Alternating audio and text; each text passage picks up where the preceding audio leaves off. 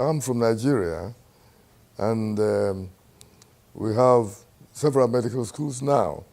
But when I started, there was no medical school that was accepted or acceptable to the General Medical Council in London or in Britain, which was the colonial government that was looking after Nigeria at that time. I entered the university in 1950, but before then I was in the high school, which we call high school now, secondary school, where you had to study all the sciences, physics, biology, and chemistry, which will be the rudiments that you will require for just any scientific degree at all, including medicine, agriculture,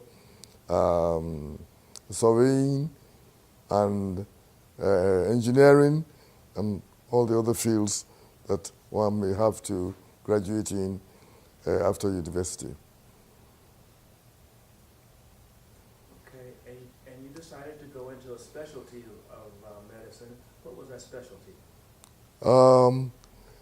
Well, before we talk about that, I have to say exactly how I got into the university, because the specialty comes way after this.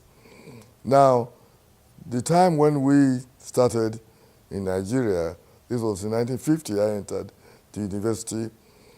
The university was the only university, University of Ibadan, where I studied, the only university, but they only had up to the second MB.